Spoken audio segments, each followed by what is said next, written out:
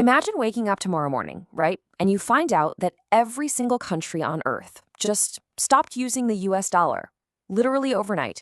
Oil markets would instantly freeze, stock markets would go into full blown panic mode, governments would be scrambling into emergency meetings, international trade would basically grind to a halt, and banks, well, banks would be bracing for absolute chaos.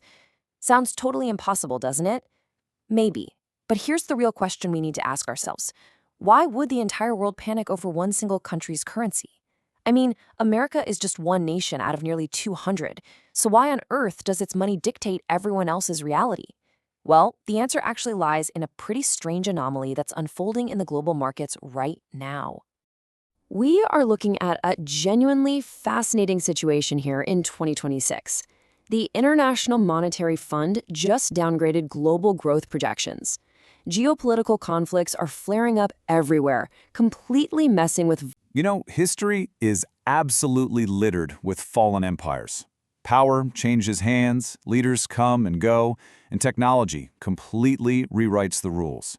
Yet somehow, despite all that historical gravity pulling everything else down, the US dollar stubbornly stays right at the undisputed center of global finance. It's kind of the core mystery of the modern economy, right? How has this one single currency survived decades of wild technological disruption, devastating wars, and massive geopolitical shifts? I mean, if it gained all its muscle in a totally different era, why does it still have this absolute iron grip on the world today? Well, the answer is actually hidden in a system that most people, frankly, never even think about. A system that quietly touches almost everything we buy. In this explainer, we're going to peel back the layers of this onion. Because dollar dominance, it's not just a product of political power or, international affection. It's this quiet, hidden financial matrix that literally dictates the price of your groceries, the gas in your car, and the overall stability of your investments. Let's start with layer 1, the oil connection. Imagine for a second you're running an entire country. Your factories and your transportation systems desperately need oil just to survive. But here's the catch. Almost all of the world's oil is priced in someone else's currency, the US dollar. This is what we call the petrodollar effect. So country A sells oil to country B, but the transaction, it has to happen in dollars. Before any nation can secure the energy it desperately needs just to keep the lights on, it literally has to go out and secure dollars first. So even countries with absolutely zero economic or political ties to America suddenly find themselves needing dollars simply because they need energy. And that creates this constant, inescapable global demand. This cycle repeats millions of times every single day. Banks process dollars, markets track dollars, governments hoard dollars just to make sure they can meet their energy needs tomorrow. A lot of people just assume the dollar's dominance comes from politics alone. But honestly, it's heavily reinforced by the raw, basic necessity of global trade. Which brings us to layer 2, the banking highway. Think of international trade as this giant, incredibly complex physical highway. Ships are moving products, banks are processing payments, and almost all of that infrastructure is paved using dollar-based systems. When foreign companies trade with each other, dollars just become the common language. And again, it's not because they all deeply love America. It's the default setting on the global machine. And that leads right into layer 3, the safe place during fear. To really grasp this, we can look at the IMF's 2026 Economic Report on Foreign Exchange. It highlights this really profound paradox in human psychology regarding the safe haven asset. The US dollar index, or DXY, is kind of the ultimate example here. Whenever the world faces a massive geopolitical shock, a war, or just a slowing global economy, investors do something that seems highly counterintuitive. Just look at this summary from Investing.com in Q1 of 2026.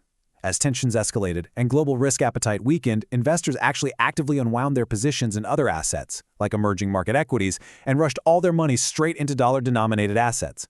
In moments of pure panic, people move their money into the very system they already know, because uncertainty makes familiarity incredibly valuable, which means the dollar actually strengthens during, and honestly, often especially during global crises. So, the absolutely crucial takeaway here is this. America issues the currency the world already wants. And that creates an enormous, totally hidden financial advantage. While other nations are out there scrambling for foreign currencies just to keep their global trade afloat, America has the extraordinary flexibility to run massive deficits, dictate global sanctions, and operate completely differently without crashing its own economy. Every single empire, from the Romans to the British, looks permanently unstoppable right up until the exact moment it falls. History is absolutely crystal clear on this point. You know, every empire really does look permanent while it's sitting there at its peak. History is literally full of these incredibly powerful financial and political systems that seemed completely impossible to replace. The people living inside them couldn't even imagine a viable alternative. Until, well, they were replaced. Which leads us to a pretty fascinating modern dilemma, and really this central question of this explainer.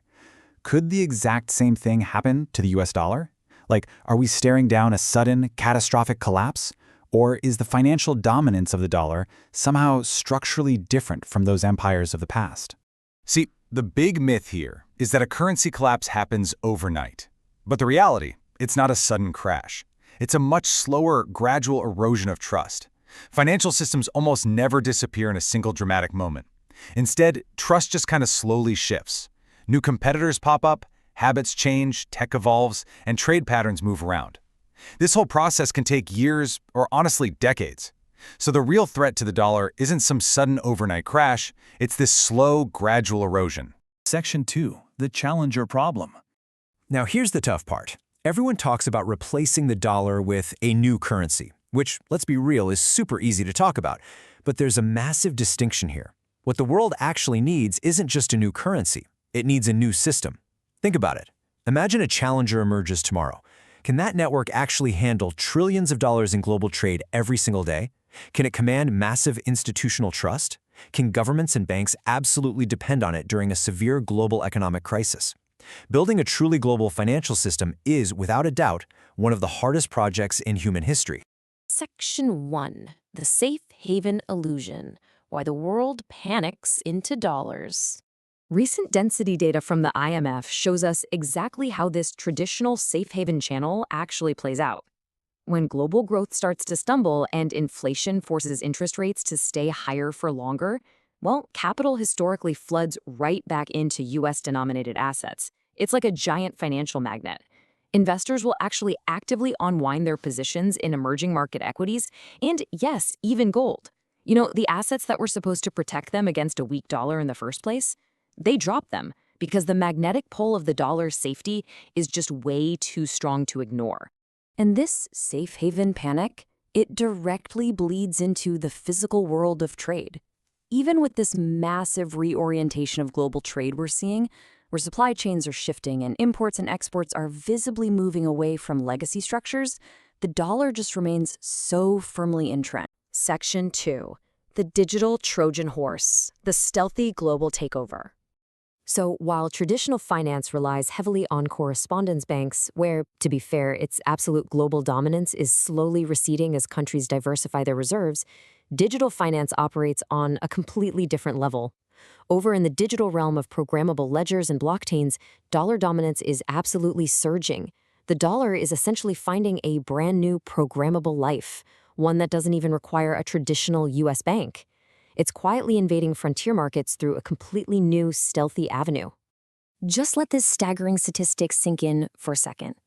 95%, over 95% of all global stablecoin value is entirely dollar-denominated. No way, right? But it's true. While the whole world has been totally hyper-focused on trade wars, tariffs, and central bank interest rates, the US currency has seamlessly morphed into a new digital form. It's extending its reach into markets that were previously totally off-limits to the US banking system. This whole stablecoin expansion runs on a massive network effect. Think of it kind of like a global messaging app. The more people who use it, the more essential it becomes for everyone else. Major issuers are out there driving proactive regulatory engagement, making sure there's native support across 29 different blockchain networks. This creates incredible interoperability and makes it the go-to asset for corporate on-chain treasuries. But you want to know the truly revolutionary part? These stablecoins are acting as de facto digital dollar accounts for the unbanked. For folks living in countries with severe currency volatility, this tech lets them hold on to dollar value and completely bypass their local, often unstable banking systems. It acts as a massive digital amplifier for dollar power. Section 3. Infrastructure as the reserve. Owning the digital rails. Which brings us to a literally monumental shift. According to a 2026 PwC report on the dollar's digital future, we are actively moving away from a world where reserve power was anchored purely in who held U.S. Treasury bonds. Instead, we're entering a reality where power depends on who actually operates the digital networks. Global payment rails, digital custodians, and stablecoin issuers are effectively stepping up as quasi-reserve intermediaries. They're the ones holding U.S. assets and distributing them globally through APIs and ledgers. Power is quietly but surely transferring right off of central bank balance sheets and directly into the hands of digital infrastructure providers. Caroline McElroy over at PwC US hit the nail on the head with this. She noted, as the financial system becomes more digital, the dollar's future will hinge less on who issues it and more on the infrastructure it can operate across. And wow, that perfectly captures the reality of 21st century finance, doesn't it? It is no longer just about who owns the printing press, it's all about network interoperability. Owning the digital pipes and establishing absolute network dominance. That is exactly what preserves the dollar's empire today. Section 4, the systemic lesson. Take a really close look at this map from PwC, which maps out the dollar's digital reach across emerging markets. Here's the thing most people miss. The world's most powerful financial structures are built slowly through trust, adoption, and consistency. The dollar system isn't collapsing, it's actually upgrading. It's expanding its reach into emerging markets, not through old-school correspondent banking, but through digital stablecoins. For populations dealing with severe currency volatility, these stablecoin wallets are basically acting as de facto digital dollar accounts, pushing the network way beyond America's physical borders. 95%. That is a truly staggering number. Over 95% of all global stablecoin value is dollar-denominated. This is actively transforming the dollar from a traditional reserve asset that just sits quietly in central banks into a highly programmable digital reserve network operating 24/7. So the dollar's dominance is actively being reinforced through tech rather than just pure policy. So, what's the core takeaway for us as investors? Well, smart money totally ignores those sensational headlines about sudden overnight collapses. Instead, you've got to focus on incentives, track institutional trust, follow real-world network adoption. You have to understand that replacing a deeply embedded system relied upon by literally billions of people, a system that is actively digitizing itself as we speak, is a monumentally difficult task. Section 5. The final insight. At the end of the day, the dollar's greatest strength isn't the paper it's printed on, the printing presses, or even the politics behind it. It's collective belief. Caroline McElroy from PwC hit the nail on the head here, saying, as the financial system becomes more digital, the dollar's future will hinge less on who issues it and more on the infrastructure it can operate across. In the world of finance, belief very often becomes reality. And until the world stops trusting this vast, newly digitized infrastructure, the dollar remains pretty much untouchable. Which leaves us with this final kind of lingering question to chew on. Who will actually govern the future of digital money? And honestly, will national monetary sovereignty even survive the blockchain? The US dollar didn't become this ridiculously powerful by accident, and its new digital dominance certainly isn't maintained by luck. Behind the scenes, there is this incredibly complex system of trade, digital infrastructure, and global trust keeping it all afloat. But think about it. If the digital pipes of the future are completely ruled by the dollar, can any other nation ever truly control its own economy? Understanding this hidden system completely changes how you see the modern world.